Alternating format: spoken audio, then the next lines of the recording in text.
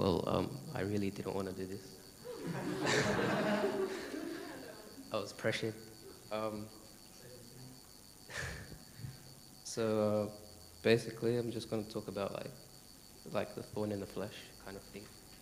So um, I don't know if many of you know, but I actually have something called Crohn's disease, and I also have arthritis. So I was diagnosed with that about 6 months ago, like towards the end of last year, beginning of this year, and that like really like crushed me, like when I was young, and I'm still young, like obviously, and yeah, so like I was always feeling like sad, angry, like I was resented for it, like I didn't understand like these feelings that were coming up because of what had happened to me, and I don't know, I just began to feel stressed, and I didn't feel like I was normal anymore. Um,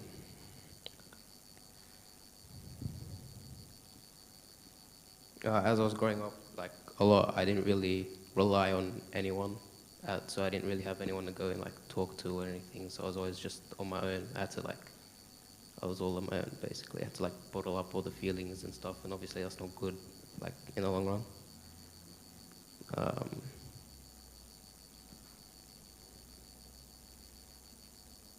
Praying to God definitely was something that helped me.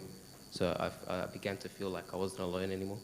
There was someone to talk to, and it like helped me like comfort my emotions and stuff, and help bring them more under control. And now I feel like this illness that I have isn't really something that can bring me down. If anything, it should bring me up.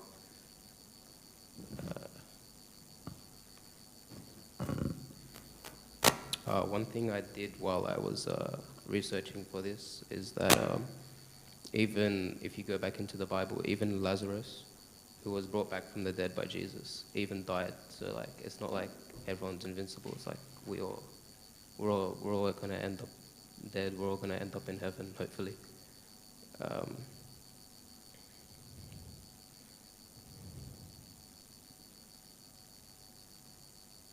I actually have a verse here. Um, it's from 2 Corinthians 5 to 1 to 4. Um, we know that this earthly tent that we live in is taken down when we die, and we leave these bodies here on earth. An eternal body is made for us by God himself and not by human hands. We grow weary of our present bodies, and we long for the day that we put on our heavenly bodies, like new clothing. For we are not spirits without bodies, but we put on new heavenly bodies. Our dying bodies make us groan and sigh, but it's not like we want to die and have no bodies at all. We want to slip into our new bodies so that these dying bodies will be swallowed up by everlasting life.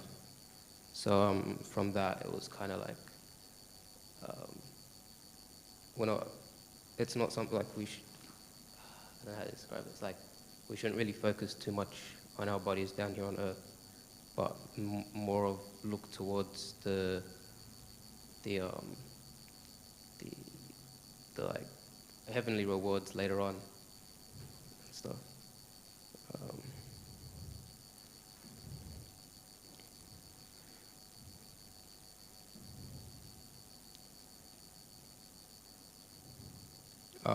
Also, in one of Paul's letters, he talks about the thorn in the flesh. Um, Paul was a man of faith, obviously, and yet he wasn't healed of his own illness. Um, Here he wrote, "Three things I beg the Lord to take away. Each time he said, 'My gracious favor is all you need. My power works best in your weakness.' So I am glad to boast about my weakness, so that the power of Christ may work through me. So I know that it is all for Christ's good. I am quite content with my weakness, for I am weak, then I am strong." Um, so that just shows like, even though he was weak and stuff, he still had a lot of faith in God and didn't really worry too much about earthly body that much, and was more of looking forward to his body up in heaven. That's pretty much all I have, to be honest.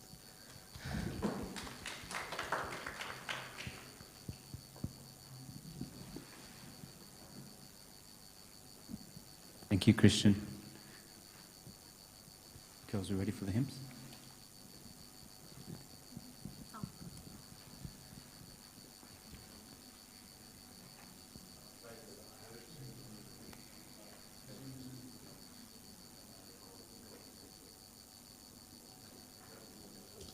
Alright guys, if you know it, sing along.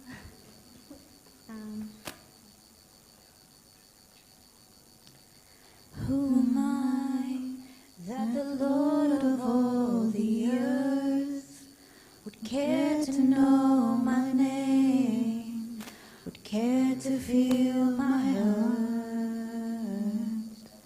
Who am I that the bright and morning star would choose to light the way for my ever-wandering heart? Not because of who I am, but because of what you've done. Not because of what I've done, but because of who you are. I am a flower quickly fading, here today and gone tomorrow.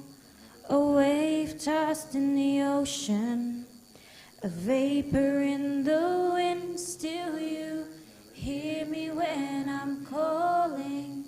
Lord, you catch me when I'm falling. And you told me who I am. I am yours. I am yours. Who am I that the eyes that see my sin would look on me with love and watch me rise again? Who am I that the voice that calmed the sea would call out through the rain and calm the storm in me? Not because of who I am, but because of what you've done. Not because of what I've done, but because of who you are. I am a flower quickly fading, here today and gone tomorrow. A wave tossed in the ocean, a vapor in the wind. Still you hear me when I'm calling. Lord, you catch me when I'm falling. And you told me who I am. I am yours.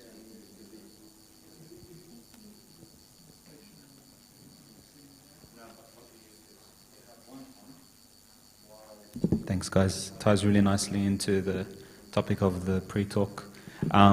Before we get started, before I hand you guys over to the host, I'd like to welcome our panelists for tonight to speak about success in the life of a Christian. And we're blessed to have our host, Andrew, to lead us for tonight. Is that all right for you guys? Yeah? Yeah? Social distancing, do we need the measuring tape to measure 1.5 meters? Good enough? All right, well, feel free. I'd like to welcome our panelists. Feel free. It's all right, it's too late now. Andrew, and microphone. And all right, thank you.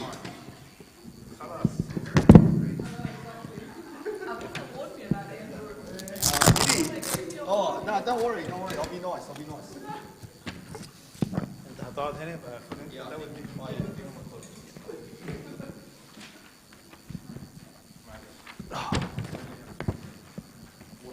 microphone. Do you have a cordless? Oh, no, it's one. It's too dead.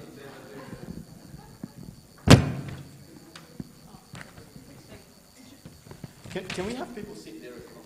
That'd be good. Like easy focus rather than me turning to people in that corner. As you wish, folks. Thank you. Thank you. That's what they say on TV. Alrighty. So let us begin. As you know, today's topic is about the success in a Christian sense. Now, we all know what the meaning of success is to most of us, but we got the expert panel today.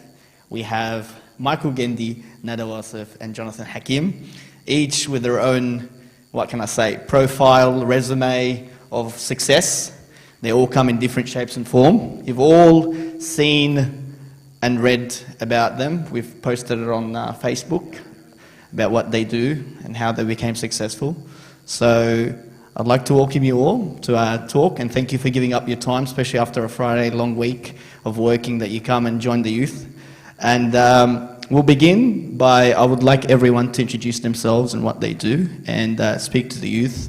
The first question we'll ask you is, what does success mean to you in general? So ladies first, we'll start with Nada. I was told to pick on you.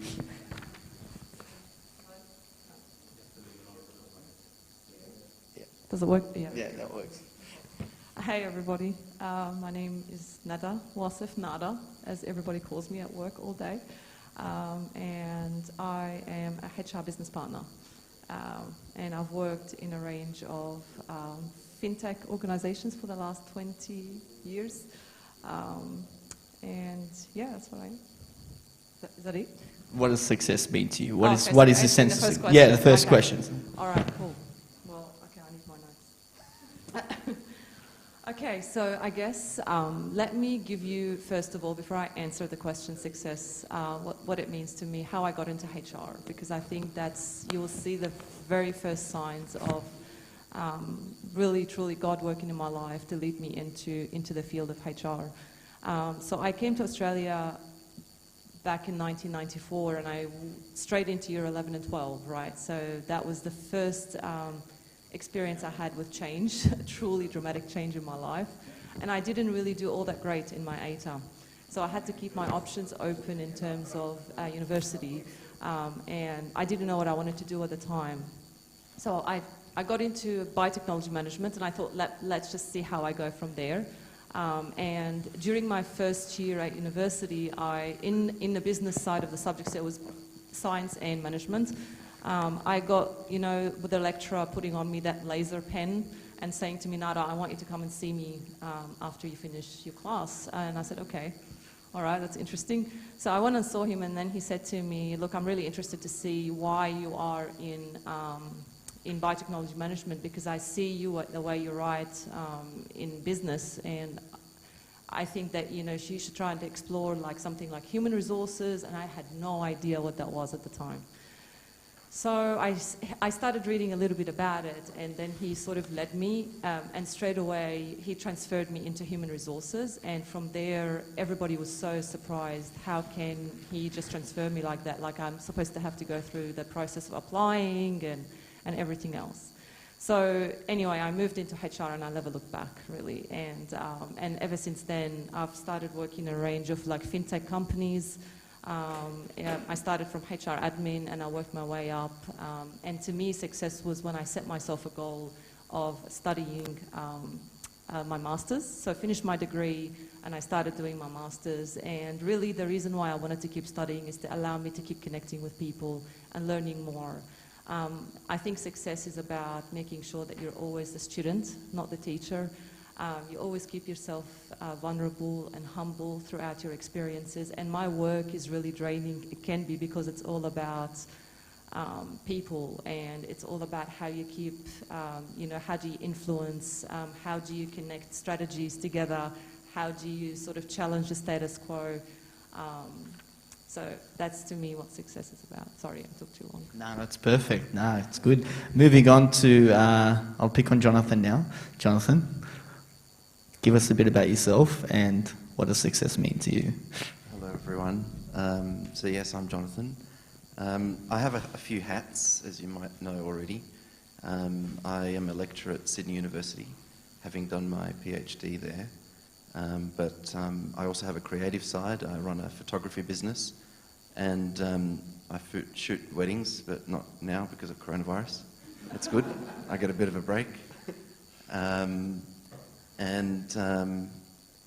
More recently, I've helped my wife, Britt, open a dental practice, which is a completely new thing to me as well. So I have all of these things on the go all the time. And success, I guess there's a couple of disclaimers that one has to define before you start talking about success.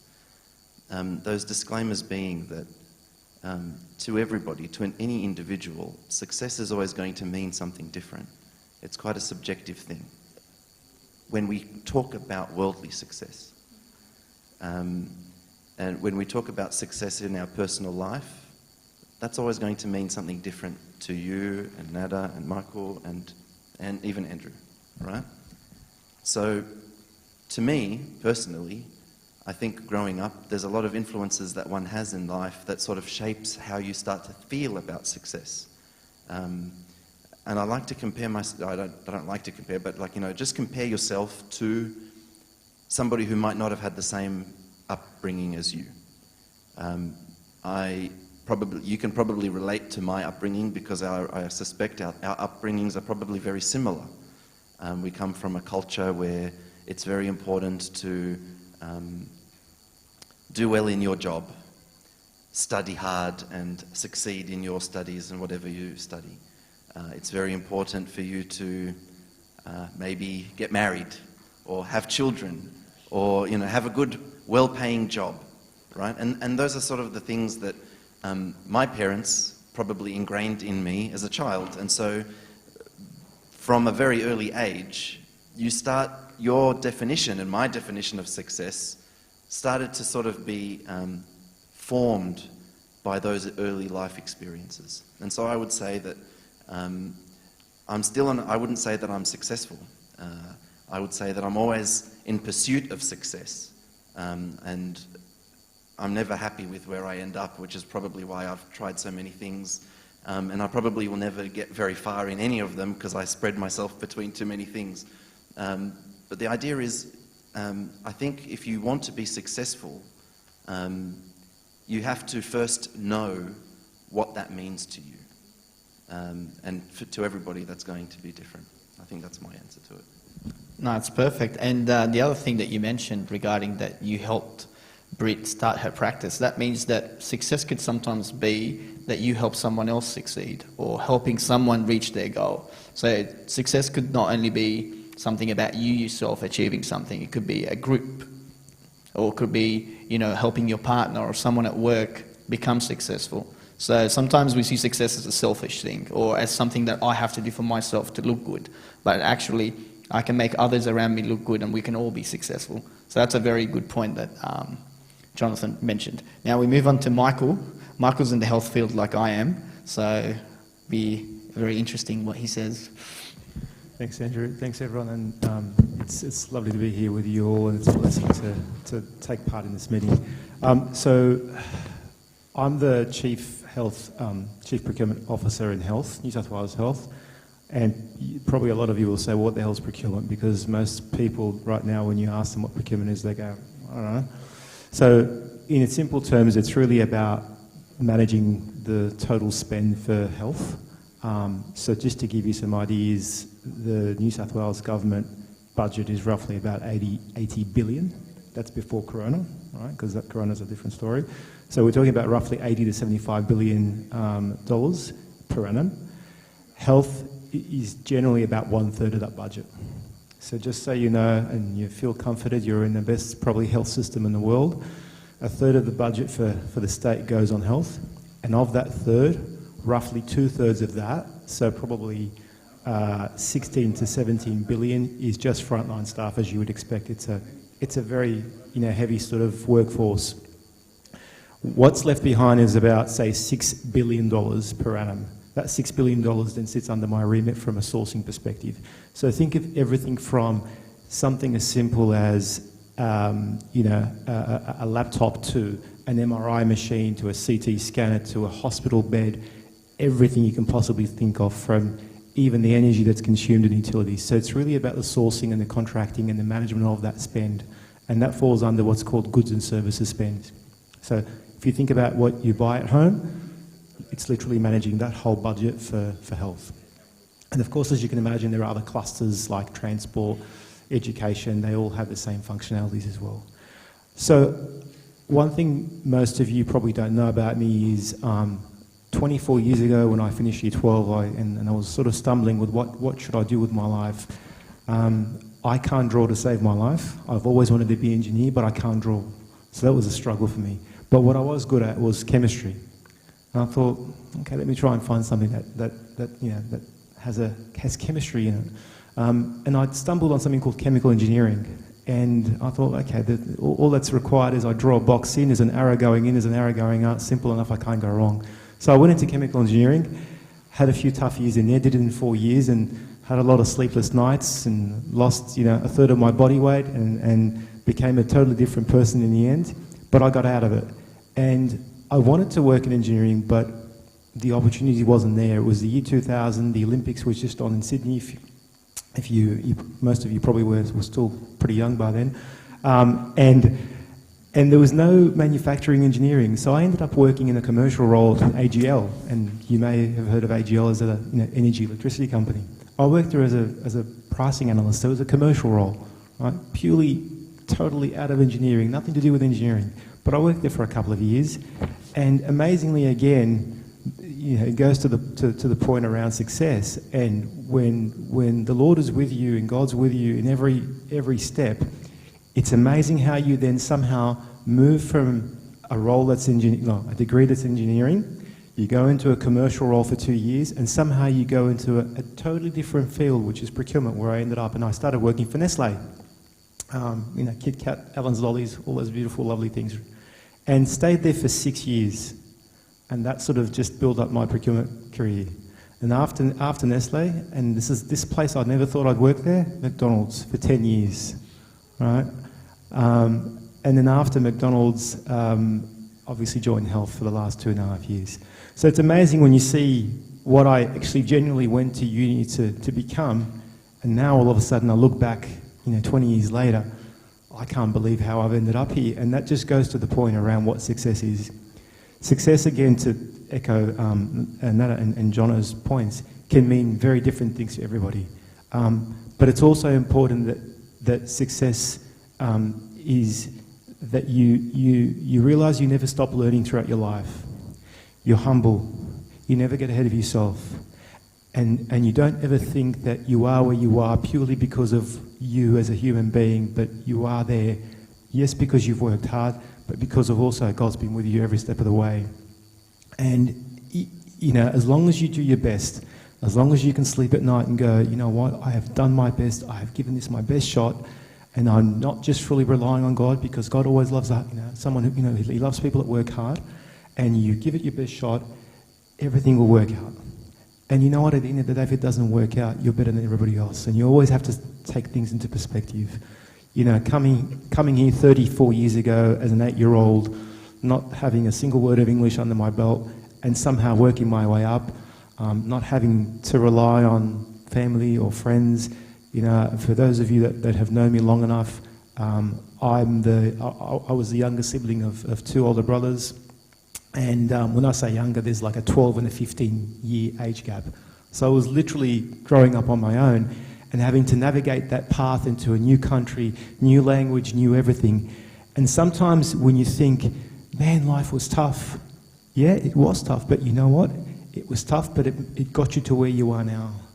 It has meant that I've been always independent. I've always been striving to get to wherever I want to get on my own, not relying on people, making sure that I rely on only one person in my life, one God, making sure that I'm always talking to Him in every single part of my life, and ensuring that He's there side by side with me.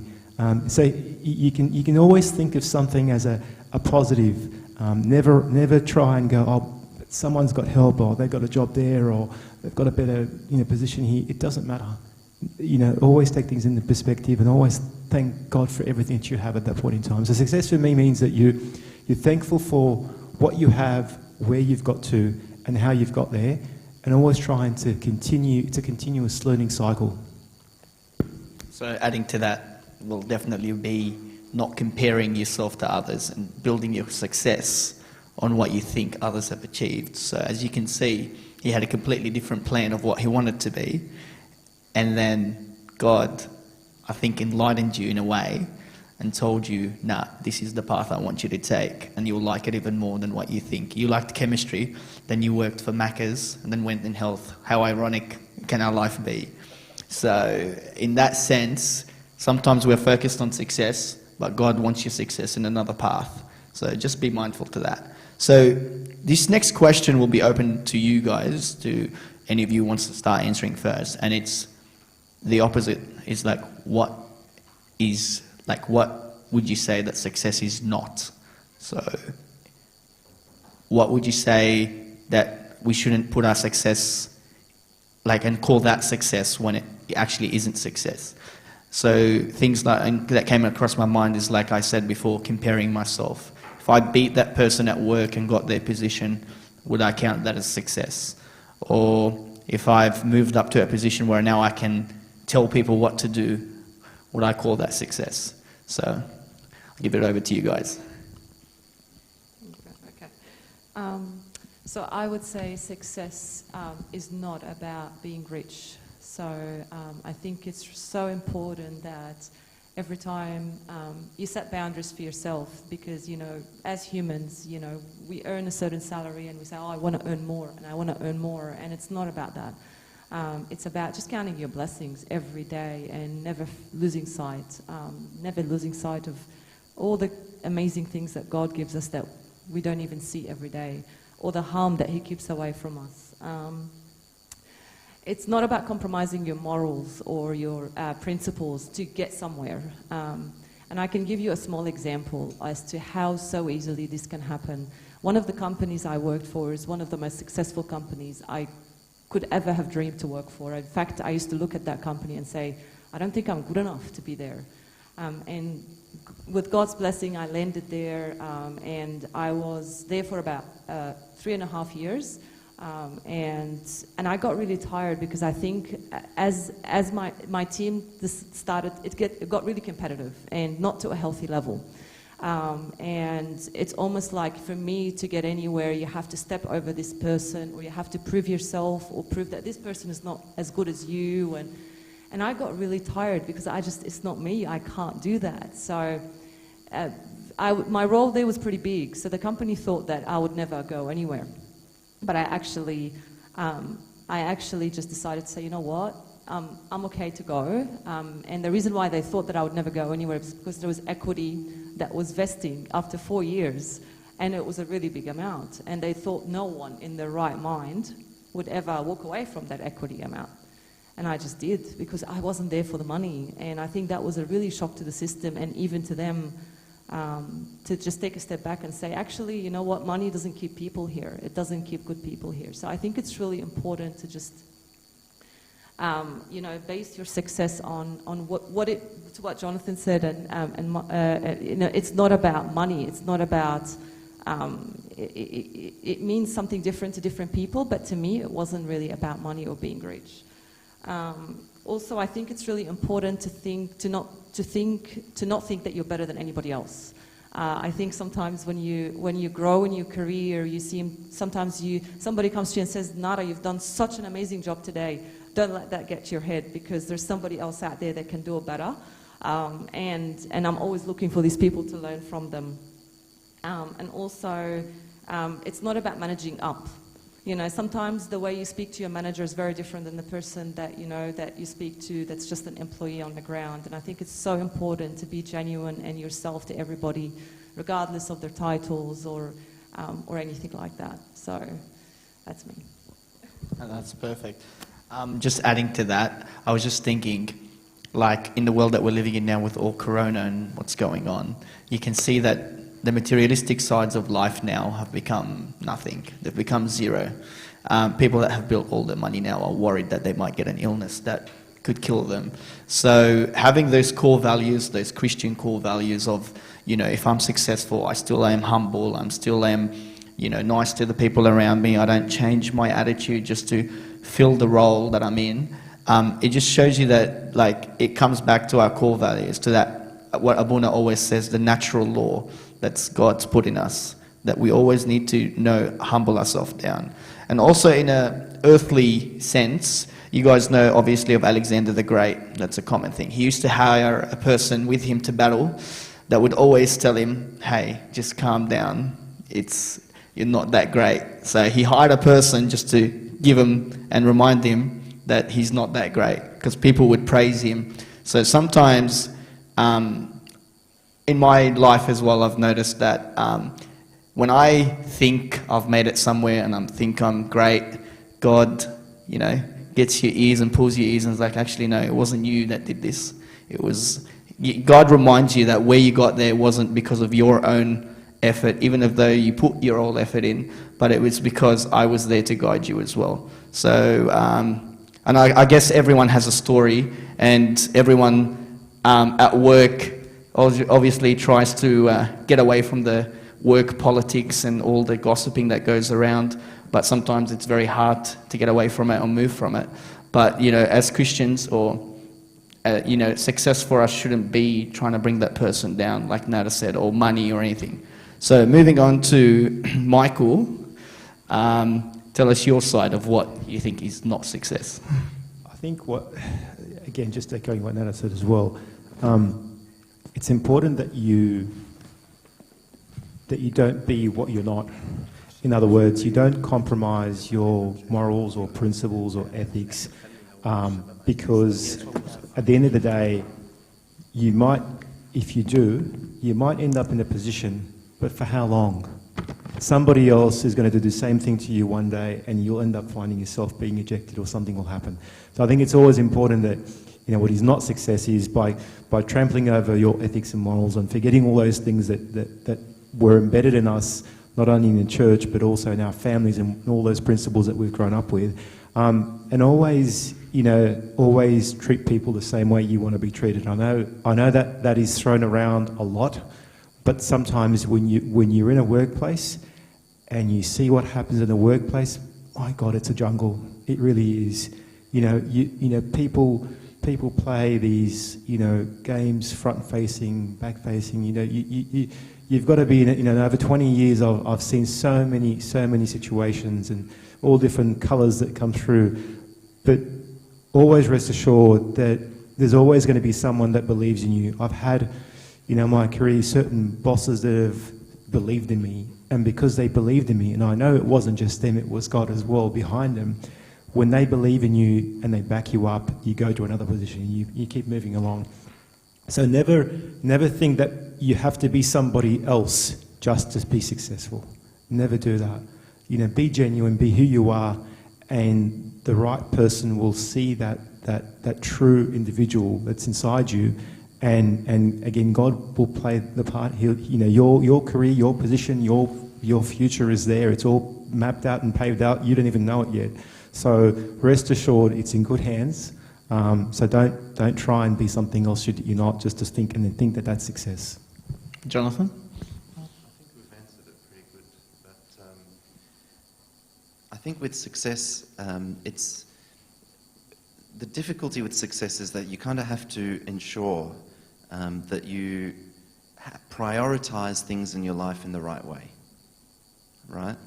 So if you have all the money in the world and you become a billionaire, but you've lost your own soul, are you successful? If you became the big, manager of a big corporation and became very powerful and had millions of people reporting to you, but your wife at home or your husband at home is upset and sad and alone and does not feel the love of the relationship anymore, are you successful?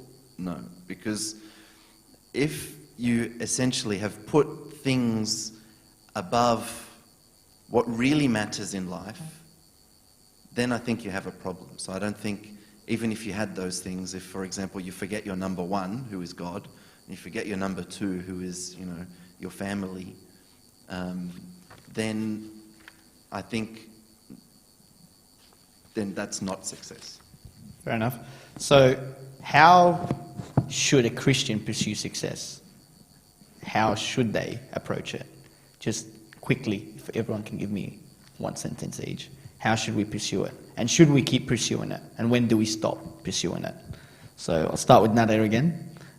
I would say define what it is for yourself first. Know what success is, and share your gifts, because everybody has a gift that they can share and give back. So I might be good in HR, but really the reason why I landed there is because, well, firstly, God led me there.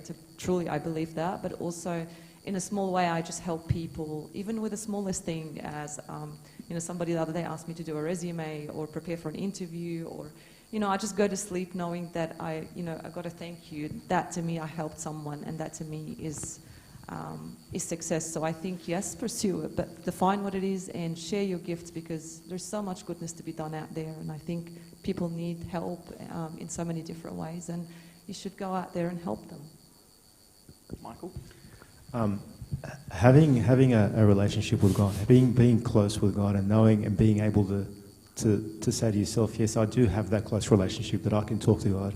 And I know everyone says you've got to have the right place to pray and all that, but you know what? I could be very different here, but I find it could be half an hour that I've got in the car, for example, that I'm driving, and I'll just pause. I won't make any phone calls or anything, and that's my half an hour alone with God. No one's with me. I'm by myself, and I've got the traffic, I've got everything, but I'm focused. And having that time alone to be able to have that close enough relationship with God that you can actually speak one-on-one with Him and be comfortable and know that He's with you all the time. I think the closer you are, the more you prioritise that relationship with God, and then being able to know that along the way He's with you, and you will see it happen. And it may not happen immediately. I think as humans we're always impatient. We always want everything right now. If I pray right now, then I want it tomorrow and I want it next year. It doesn't happen that way. I think, as I said, it's all mapped out for you. You've just got to have the faith, and you've got to be comfortable to know and have that knowledge that He is there with you. He is there with you, side by side, walking with you, and He will never let anything bad happen to you. So just having that's to be honest, that's the first priority that anybody should really have and work on, is having that close relationship with God first and being comfortable with it. And as I said, there's never the wrong place to be praying with God. There's always somewhere that you can find. I agree with everyone. What everyone has already said. I would say a Christian should pursue God, and the success will follow. Wow. That's a big round of applause, guys. Come on. I just summarised what they said. Okay. We're halfway through the questions, so I'd like our youth to ask a question quickly. We'll take 3 questions, and if anyone has a question, just raise your hand, and we'll pass you the mic, and you can ask a question if that's okay. That was on the run sheet. That wasn't. It was just added. It was just added just now by a very high power in the church. I'm going to say no next time.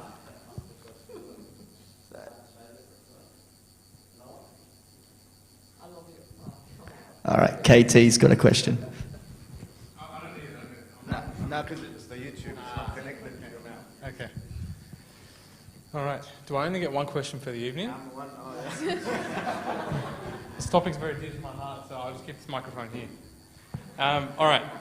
I have no specific direction as to who answers this, but I wanted to get your thoughts on it. If the 3 of you have mentioned this on a separate occasion to individual questions, I want to get your opinion. You each have mentioned to be humble.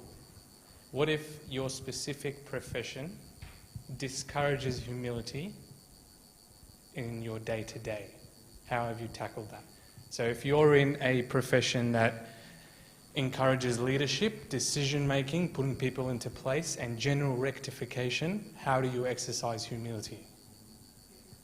How are you humble in telling someone to get in place?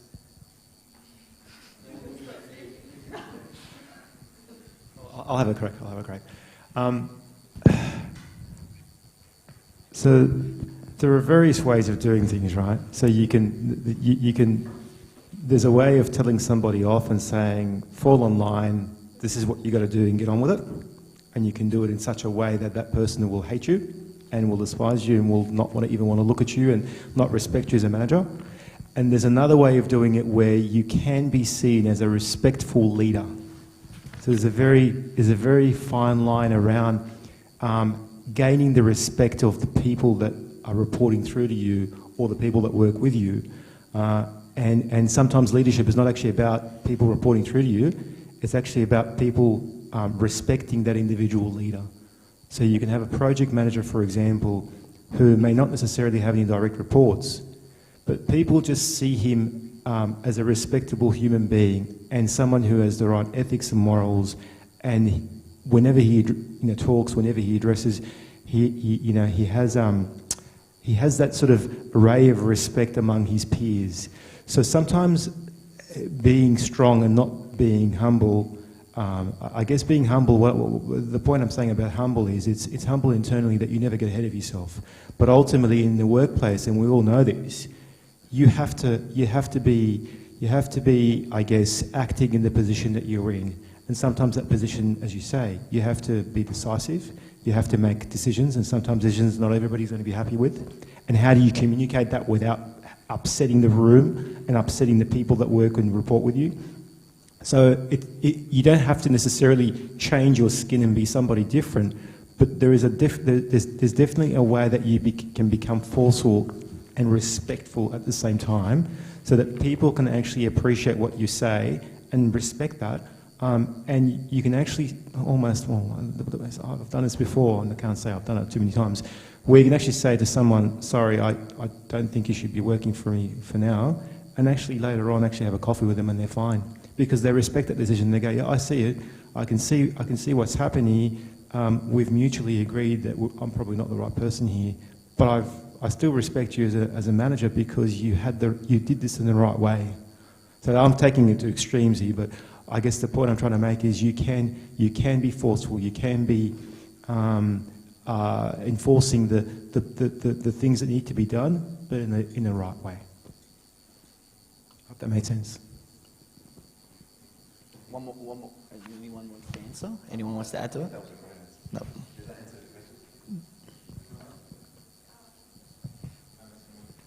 This one.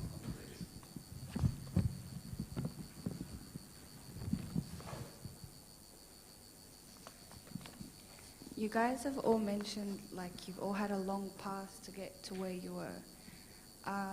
Did you ever lose hope, or since you started so differently to where you ended up, how did you know that that was God's will for you, and how did you know that this was the right path and didn't stray or didn't lose hope?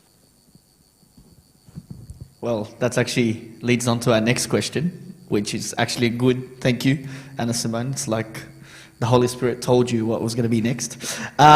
So the question is actually, how do you reconcile your worldly success and your spiritual success? How do you make those paths work together without, tangling both? So, I actually think Anna Simone's question was a little bit different to that. but I think okay, all right. Sorry, forgive me, but I feel like Anna Simone's question was quite good, because the question was about how do you know what path you're supposed to take in the world. So the spiritual element we'll jump into in a minute, right? Forgive me. But the worldly part is a real challenge, because sometimes you don't really know what your next step is going to be. Sometimes you kind of feel like, yes, you hit a brick wall with something that you're working on, something that meant a lot to you, and you feel that you sometimes want to throw in the towel and give up and call it a day. Look, during the coronavirus shutdown, Britt and I, we were glued to The Last Dance. The Michael Jordan thing on Netflix, where it was a 8-episode thing which talked about Michael Jordan and his life, and he was a great sportsman and all these sorts of things. And there were some lessons that I learnt from that, right? when you look at somebody like this, I know he's a sports player, but he's considered very successful in sport. And he is now the richest, sports person ever and all this other stuff. And you just look at, okay, how did someone like that get to that point, right? I haven't reached anywhere near something like that, right? I've had my fair share of struggles, and so did he. How did he become so good at what he did? Did he give up? Did he get knocked down? Did he have challenges? And yeah, there were some things about his character that might not have been very good, right? But he worked so hard, and he had a fire within him. He had such a fire for what he wanted to achieve. He worked hard, and even though he was knocked back and got beaten and had all these things up against him, he didn't give up. When it comes to, for you, knowing which path to be on, I think, again, it relates to the preceding question, where if you don't have that close relationship with God, it becomes very difficult to tune into the wavelength, to his wavelength, right? You need to be able to tune into his wavelength in order for him to sort of direct you one way or another. Now, I can give you a story from my own personal life which has completely changed how I ended up, right? And it relates to the kind of stage that you're at, whether you're at uni or at work, right? When I first started uni, I thought, okay, I was really good at chemistry, okay? So I said, okay, I was so good at chemistry at school, I'm going to do all the chemistry subjects at uni. And I enrolled in all of them. And then I thought, I've got this one elective unit of study that I can do. I'm just going to do the easiest unit of study that I can find, because that's the one that I want easy marks for. So I did psychology, right? That was the easy subject. So my psychology course in first semester uni, and I was planning to do like a major in chemistry with my science degree. In one of those lectures, I remember coming in, and the lecturer was so boring, so boring. And I was already having a hard time with chemistry. I wasn't enjoying it very much. And so I remember coming into this really boring lecture, and I go, this was supposed to be the fun subject. This was supposed to be the easy subject. And this lecturer, he turns off all the lights, everyone falls asleep. And what am I doing here? I was sitting like right at the back of the lecture theatre, all my friends are falling asleep. And this guy got up, and he started to talk about the brain. I had an epiphany moment during that lecture. I actually did. And I couldn't believe that, it was around a period of time in my life where I was starting to feel like I was starting to hate chemistry, and I found myself in this subject where I was enthralled on this lecturer, this guy's every word. And I walked out of the lecture with all my friends, and they were waking up, and we were walking out there, well, what was all that about? And I was like, guys, that was the best thing I've ever had in my life. What was that? The brain is amazing. And that day, I went and changed all of my subject enrollment for the second semester. I wasn't going to do any biology or none of that. And instead of becoming a chemistry major, I became a neuroscience and an anatomy major from that one lecture. So God works in really weird, mysterious ways. I actually walked out feeling like something had happened. Something really had happened.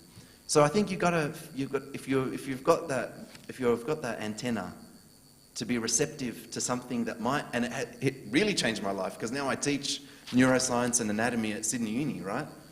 And it was just from that one lecture. I never knew that was going to happen. But when you're receptive to it, you've got to have faith and trust that it will happen. Sorry, that was a long answer. Answer your question? All right, cool. So now to the real question again. How does one reconcile worldly success with spiritual success? Nada. Okay, so I think to me, they're one and the same, right? So to me, worldly success is that, well, I don't know what it is. What is it? Is it somebody coming to me and saying, Nada, you've done a great job, thank you, okay. It does feel good, but really at the end of the day, making sure that if I do a good job, it is based on the principles that I set for myself, and I haven't compromised, and I go to sleep and I lie in bed feeling that I've done something good for someone. Now, in my job, sometimes I am not the most popular person at work. I sometimes have to make difficult decisions, and I have to influence, and I have to go against what a manager says if I feel that it's wrong. And it doesn't make me a popular person, but I guess the point is I'm not there to please, or I'm not there to be popular. I'm just there to do the right thing for the company and for the people and for myself and my conscience at the end of the day. And I think, to me, that's how you reconcile, and always keep God in front of you and center, and always remember him definitely remember him on the bad days, because we ask for help, but I also personally don't remember him enough on the good days, and I think I should do more of that. So, but yeah, that's me. Michael? I think that, as Nana said, I think the two go hand in hand. You can't have one without the other. You can't be successful without being close to God, and you can't be close to God and he'll let you not be successful. So I think that the two are basically one and the same. And what good is it for you to sort of ultimately be in a high position and have lots of money, etc., but deep down you actually feel alone?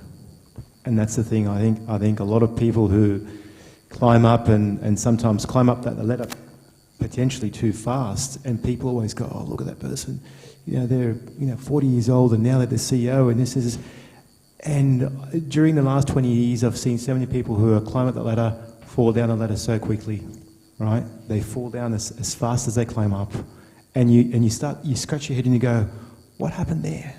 What happened there? Now, without knowing the full story, of course, of what happened, but you do ask yourself the question, what happens to those people? All of a sudden they're the superstars that are, rising up, and they're the next CEOs of the company, but somehow they just don't have the same level of comfort that I would have in my position, even though I'm lower on the food chain, but I'm comfortable, I'm driving home, I'm actually happy with myself, I've done the right thing by God, I've done the right thing by the people around me, I haven't done anything to upset God, because he always does the right thing by me. So it's always about having the two hand in hand and having that balance, never backing down on the morals and principles that you've been taught and grown up with. And again, if you just continue that steady state, just rest assured it's, everything good will happen to you. And as I said, we as humans always want it straight away now. We're always about takeaway and having things right now. Life sometimes is about being patient. Patient. Again, when you're looking for work experience, for example, fourth year of uni, and you apply about 50 letters, and you send 50 letters to all different companies that I'll even work for free. I don't want any money, I'll work for free. And you get rejection letter after rejection letter after rejection letter, and you hit your head against the wall and you go, why? And all of a sudden you just get that one break. And that's all it takes. It's just that glimmer, it happens all of a sudden. And just touching on, I think, Anna Simone's question, I'll give you another example as well. There's been many times in the 4 years that I did engineering where, St. George Church was my church that I grew up with in Kensington. I think it was the third row of seats. That third row of seats still probably has my knee print in the carpet when I'd used to sometimes go there after a lecture one day, and I walk out of that lecture and I feel so dumb because I didn't understand anything that was said. I would literally walk out of that lecture, and it was something I had, it was computer programming, and I would walk out of that and go, why didn't I understand anything? I've always understood whatever was taught to me in class, in anything in my life. And this was only a second year. And I'd sort of kneel there, and I would just bawl my eyes out. I would literally cry. I go, why? I don't understand it. And next thing you know, I'm getting a distinction or a credit. And I scratch my head and I go, how did that happen? I'm really amazed. I was in shock literally when I get the results in the mail back then. We never used to have it on email. I'll get it in the mail. How did that happen? How did that happen? How could it possibly happen when I don't even understand what's going on? But somehow I come out of the exam, and I always get asked the question by Mum when I go home, how did you go? Oh, no, I'm done. I'm not going to pass this. I'll be here for the next semester. And next thing you know, the results come through. So, don't be surprised about the power of God with you, walking beside you. Do you want to answer, or are you happy with the answer you gave before? They're beautiful answers. The only comment that I would make it sort of reiterates something that was said earlier. When it comes to reconciling worldly success and spiritual success, you have to make sure that for both worldly success and spiritual success, you don't get caught up in trying to define your success in comparison to another human being. Because I think that becomes a real challenge for people. Don't ever try to compare your worldly success to another human being's worldly success. Don't try to compare your spiritual success to another human being's spiritual success. That can be quite a bad tunnel to go down. I think if you want to compare yourself to somebody who is actually truly spiritually successful and completed the race successfully, like the martyrs, for example. Make them your comparison when you do those kinds of, when you actually want to, because we said at the beginning, you want to try and create like a point for you to, like, what are the values and how do you define it? Make those the sort of benchmark that you use to define it. Wow, that's amazing answers. Yeah, because we were asking, the next question was, how do you address conflicting priorities in your life? And how do you overcome that when you're in so much conflict within, where do I go? Like, am I spiritually successful as well as am I worldly successful, or what's going on in my life? Have I balanced both, or have I neglected one, or have I neglected both? Where do I go from here? How do I compare? How do I fix this issue that I have in my life? There comes moments in our life where we have these dark spots where we're just lost. What am I doing? I'm waking up, going to work, but what's my goal? Have I lost sight of my goal? Have I lost sight of what I'm doing, or I've just become a pilot? I'm like on autopilot mode where I just do the same thing every day. Yes, I come to church. I think I'm spiritually well because I go to confession and I have communion and I work well and I don't do anything wrong at work and I'm honest. And do I think, oh, that's enough? Or how do I show that I've done more? Or how do I show that I'm successful in both? So, Michael, I'll start with you this time. So there's a saying in Arabic, and I'll try and translate it. Right? And it's almost like saying, work hard, and I'll back you up, or I'll walk behind you. Right? So it's about, you touch on the word balance, right? So balance is important, but ultimately you've got to prioritize. What is the priority, right?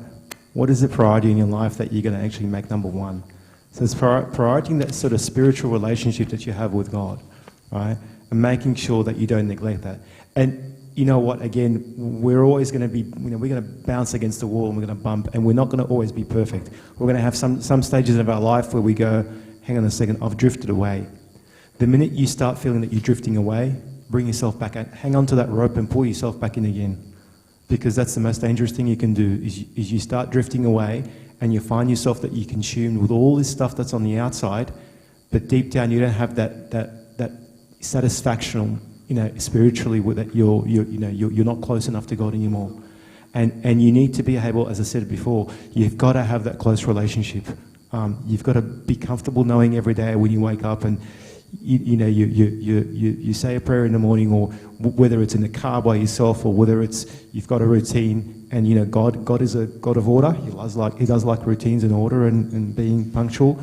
But again, it's how you define that. How do you make sure that you've got your priorities set right, and make sure that you've got this almost alarm in your head every time you drift away, you bring yourself back in there again together, and make sure that you again. Don't just say, oh, well, God's going to do everything for me. I'll just sit back, I'm close enough with him and, I don't have to worry about it. No.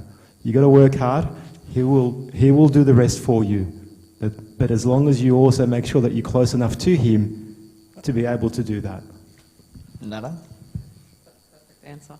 I'm just going to, just to add to what Michael said, I'd say keep the end goal in sight. What is the end goal here? That, is it for me to be a successful HR professional? Yeah, it's something that, that I'm working towards, but really at the end of it all, when it's all said and done, they're not going to say she was a successful HR professional on my, on my tombstone. They're not going to say that. So what's the end goal? I guess it's just make sure that, don't lose faith, and we will make mistakes, mistakes in our spiritual life and in our work life, and we're lucky to have people that He'll listen to us and will give us a second chance. And at work we make mistakes, and they define what success is, to be honest, because you reflect on them and you get up again and you promise yourself not to do it again. So I'd say keep the end goal inside, and that end goal should be focused on God, and everything else follows. Jonathan, what's the end goal, you reckon? God. Perfect. Look, one of the things that I will, try to be real about this at the same time, it would be great if all of us ended up in amazing, prestigious, high-paying roles, or, big professionals and all that sort of stuff. But at the end of the day, sometimes when we work with our priorities, like Michael and Nada were both talking about, right? Sometimes it's actually more important for us to, you might want that big promotion, or you might want that position or that job or whatever it might be. But sometimes when you start thinking about, okay, at what expense would I achieve that? If getting that job means that I'm now working 90 hours a week, I can no longer see my family, I'm no longer around for my kids are now like living on the streets because I'm not home to actually be a parent for them. Now they resent me because they grow up, because now they say that their father wasn't around, he was always at work. And now I don't have a relationship with my kids, and I get older, and now no one's going to look after me when I get old because I neglected my kids when they were in that early stage, because at that time in my life I thought work was my everything. And because that's what I defined my success by at that stage in my life. Sometimes we need to, you need to just sort of, your priorities will shift through life as well, right? What I'm trying to get at is what you define success at the beginning of your life, you're going to have to constantly be tweaking this definition.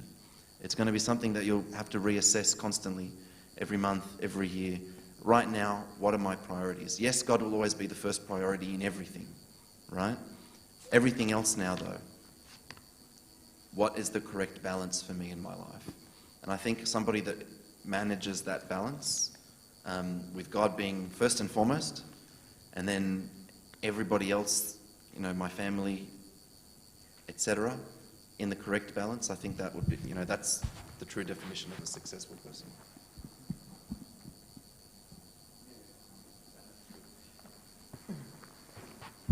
All right, so Abuna, we are going to... Yes, Abuna's told me that he wants to ask 3 questions, one for each of you. And it's not... He keeps changing the list, so this run sheet is actually not running. So... Look, I'm enjoying this. I don't know about you guys, but I think this is one of the most enjoyable youth meetings I've been to. No. I'm going to ask 3 questions, and feel free to say no to answer the question. But I think they're important because obviously I get asked a lot of questions, and I want to hear the answers, or I want them to hear the answers from someone rather than from me. And the first question I'm going to direct to Jonathan, and feel free to refuse to answer. But Jonathan, you studied a PhD in anatomy. And at the same time, you tried to pursue a career in photography. So there must have come a day where you had to face your parents to explain to them that that's what I want to do now. I am here talking about a cultural obstacle that you had to overcome in your life. Because I'm pretty sure, I can imagine Amaizet, the day that you said to him, I want to do photography. The question is, how did you go about that? And you're all laughing. But most importantly,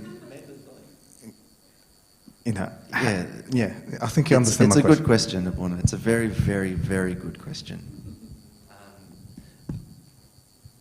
I think... Just give me a second to gather my thoughts. I have to... Yeah, what's the next question? And then I can think about Okay. the right... No, it's just that you get youth that sometimes want to pursue things, and then they might think, oh, I Okay. come from an Egyptian background. I can be upfront. There's no of way course, that's of going to course. be acceptable. Of course, of course. But there was nothing wrong with photography. But like, I think it's just balancing. We know that there's Egyptians. You have to be a doctor, and it's like only doctors are successful. No disrespect to the doctors that are here, but sometimes we have that. There's a word for it. Not mentality, but this stereotyping that success is only in being a doctor. Maybe that's the case in Egypt, but that's definitely not the case here in Australia. And I know for a fact that a wedding photographer could be a lot more successful and happier than 100 PhD/professors at university. But how did you get the courage to pursue what you love to do and convince your parents to do so? Yalla, hold the question. My parents were exactly the same as what you describe, Abuna. In the sense that, from a very young age, they always wanted me to be a doctor, like a medical doctor, the kind of doctor that helps people. Because in the end, I ended up being a doctor that doesn't really help people. I just sit in a laboratory and, teaching and doing things like that. My parents pushed me a lot. And I've been open about this with mum and dad, so they're not going to be upset, right? They pushed me a lot from when I was young. They really did. To the point that I resented it. I actually resented it, actively resented it, and actively told them, I'm not going to do it because you want me to do this so badly. So it worked against them. It actually worked against them. And maybe if I didn't have that kind of pressure, maybe I would have ended up somewhere different, right? But it actually forced me into saying, okay, what do I want to do? And I enjoyed the academic side of my life. I enjoyed learning. I was always thirsty to learn. And so the PhD part I kind of fell into it because I just genuinely enjoyed it. And of course my mum and dad were proud of that, right? They had to be. The photography side of things, the creative side, the more less common path. Yeah, sure, mum and dad might have struggled with that a little bit because the sacrifice I made was that I'd spent longer working on my PhD because my photography business, I was actually running my business at the same time as same time as undergrad and the same time as my honours and the same time as my PhD. So my PhD, instead of taking 3 years, it took 5 years. So I let it drag a little bit because I was working on building my photography business. And mum and dad could see that that was what kept me going. And, there were definitely times where, being a wedding photographer has a lot of sacrifices because it means that your Saturdays and your Sundays, you're out working, shooting weddings. I missed out on so many family events and missed out on really important events in the church. I've had to miss out on, I've booked weddings and then found out that was Lailatul Eid, and then I couldn't go to Lailatul Eid because I accidentally booked a wedding and I didn't realize that 2 years ahead of time, because my calendar is booked out 2 years ahead of time, and I accidentally booked it on.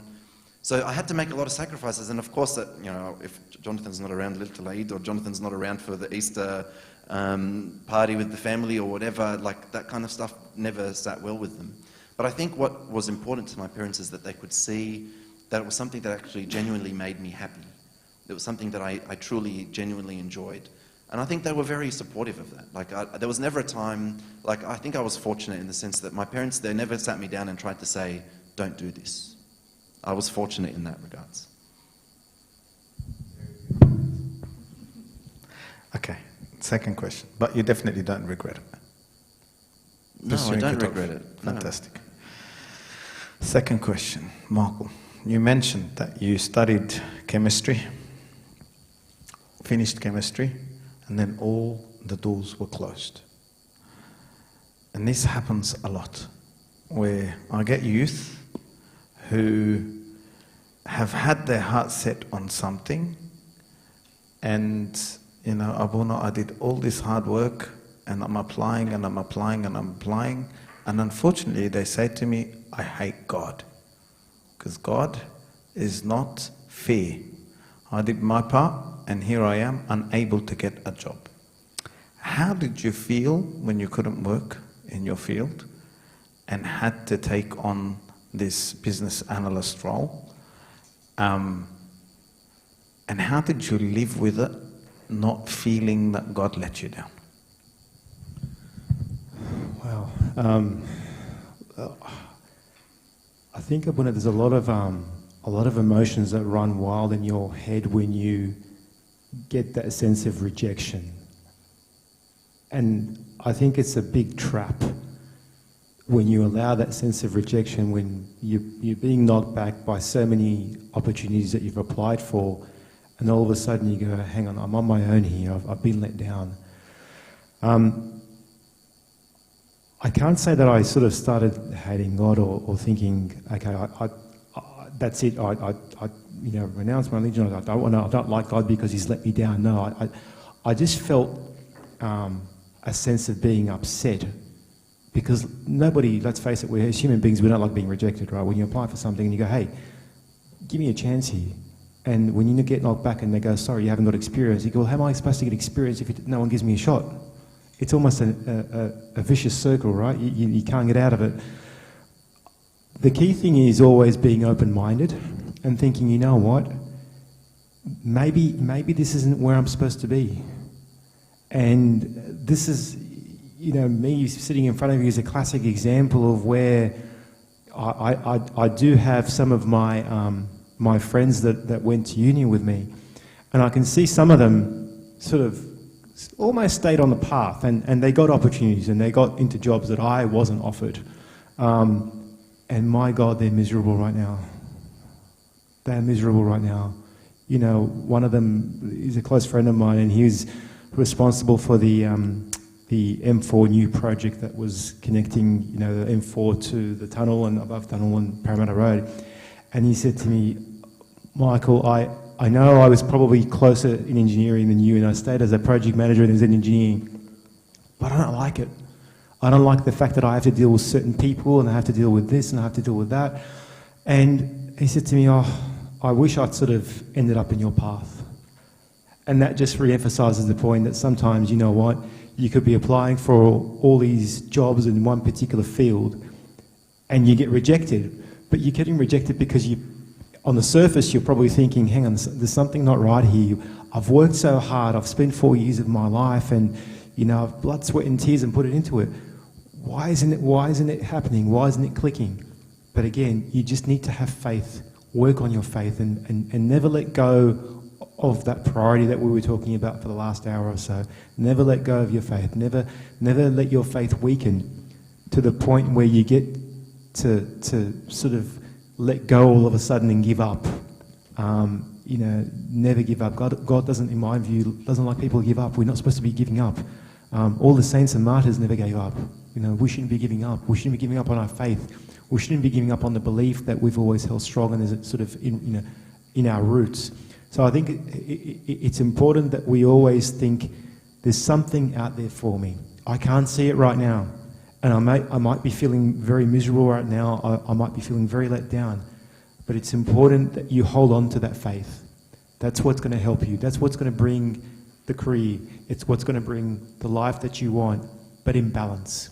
Because maybe the life that you want isn't necessarily what is good for you, and you don't see it. You don't see it at that point in time.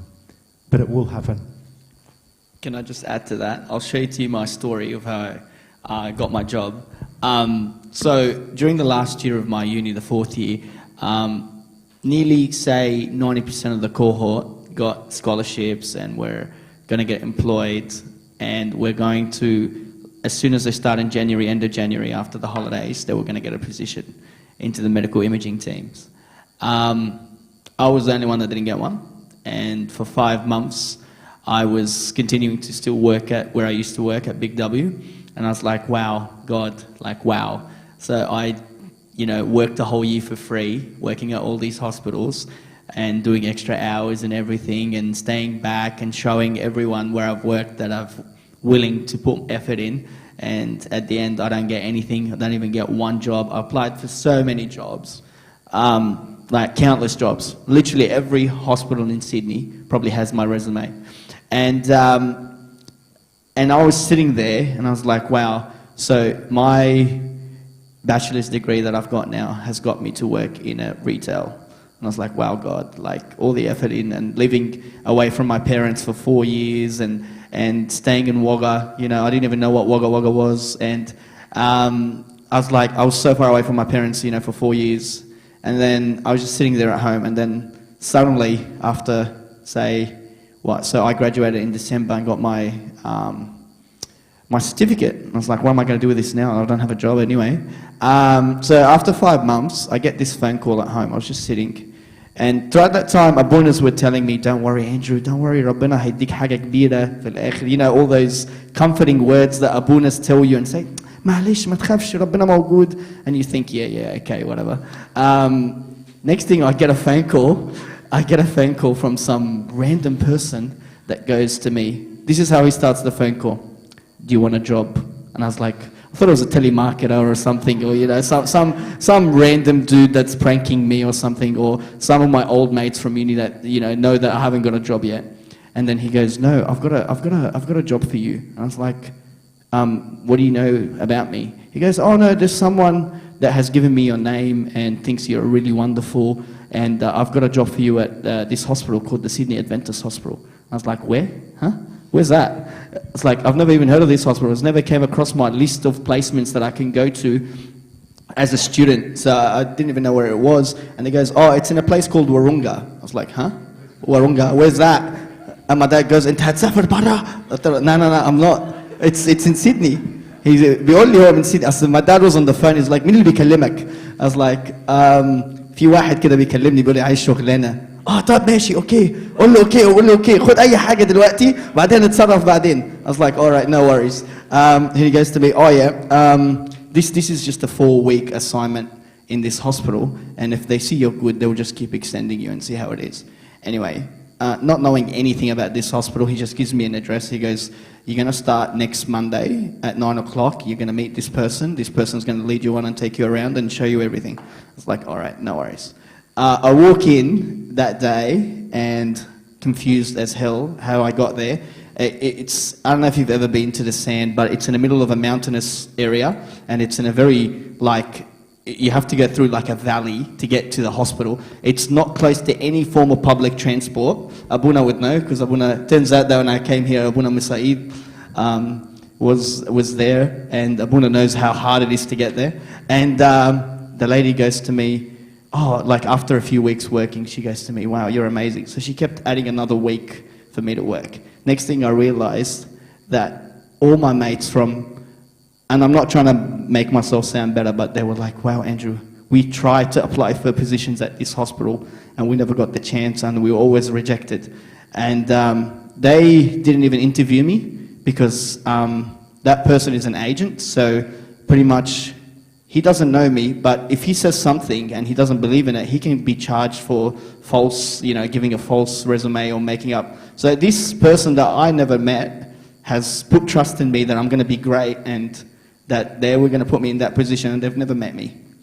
And later on I met that person. I was like, thank you for believing in me. Who told you about this? He goes, I'm not going to tell you who it is. I'm like, okay. So I got the position, and then it turns out to be that I was working for the biggest private hospital in Sydney. And I didn't even know about it until I started working there. And I said, wow, God was definitely teaching me a lesson about patience, first of all, and that he always has what is best for you without even you knowing. And I thought I just wanted to work in a small little practice anywhere around in the streets, but God wanted me to work in a much bigger place, and he saw me that I was going to grow in a much bigger place. So yes, being patient is very important, and not, you know, doubting God. Never doubt God, because I learned my lesson and I doubted God throughout that 5-month period where everyone was writing comments. It's like, have you got a job yet? Have you got a job yet? Are you still working? Are you medically imaging, you know, your products in Big W? You know, they were making jokes about me. So, you know, so that's what it was. لسه زعلان مش حنساه. No, it's not that. It just recurred to me after 6 years. My last question, because I think we're running out of time. I'm sorry, but I do want to really ask this question because it's important, and it's obviously to Nada. And Nada, feel free again, like the other two, to say no, you don't want to answer. But you mentioned, not me, that you were working and you were a director in a very, very large corporate enterprise, not even a company. And it is a position that most people would dream of. However, while working there, your moral values were challenged. And you made the decision to leave. I'm sure everyone, and I can just imagine, Hanan and Mum and Dad, and even maybe even Jonah or Rafin, even Jonah thinking, Nada, what are you doing? Are you crazy? I can just imagine even Monica saying to you, are you crazy? How could you leave that position? Why can't you just press or ignore your conscience? And there's no way that God would want you to leave a position like that. Knowing also that Satan also comes in other forms, and imagine the amount of good you can do with the money you're earning, imagine the amount of donations you could make, the amount of poor families you could help.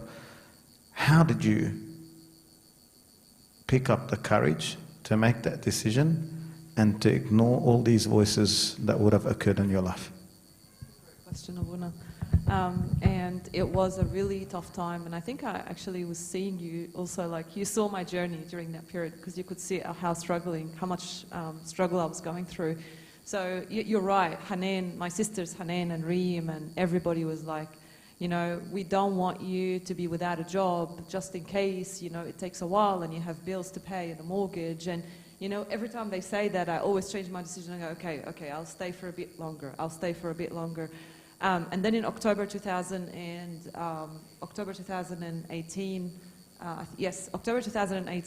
I came and I saw Abuna and I said to him, I can't do it anymore. I can't do what these people are asking me to do. And mind you, it was a great company. Let me say, it was one of those companies that get applications, thousands of applications every day. But I just can't do it. And Mom looked at me and said to me, يا بنتي اعملي اللي في مصلحتك وربنا هيبقى معاكي. العذراء مش هتسيبك. That's the words of Mom all the time. That's because she could see my struggle. She could see how tired I was. I was in tears, but obviously that was after hours. And then during the day, I was like, you know, the strong face but is it worth it? You know, I go to work and you are surrounded by people that sometimes just backstab you. And you just say, you know what, it's really not worth it to be, you know, there's people that look at you and smile and behind your back you say something else. And I'm like, I don't want these people in my life. I'm wasting my time. I'm literally wasting my time. So through discussions with Abuna Joshua, Abuna Tadris al-Bakhumi, my parents, my sisters, Monica, everybody, I decided to just sort of, you know, and I actually knew what Jonah's going to say, so I didn't even bother asking him. He was going to say, get the hell out of here. So I didn't even bother asking him. I know Jonah very well. So I actually made a decision, and God was so kind, because within a couple of months I landed another role. And again, you know, like right now where I am, I'm at Intuit. It's a great company, and like I said, he's given me so much blessings, and I don't really deserve it. So, yeah. So, thank you guys. Honestly, big round of applause to our panelists tonight, guys. Thank you so much for your effort. Thank you for giving up the time and coming to speak to us. I think this has to be one of the best youth meetings, like Abuna said, that we've ever had. We've gone so much in depth. Sorry if we've gone over a bit of time, but I think we all sometimes just need to refocus our lives and try to make our spiritual success more important than our worldly success, because at the end of the day, our spiritual success is what really counts, because that's what's going to get you to heaven. All right, Abuna, any final words you need to say before we... Any announcements? Tim.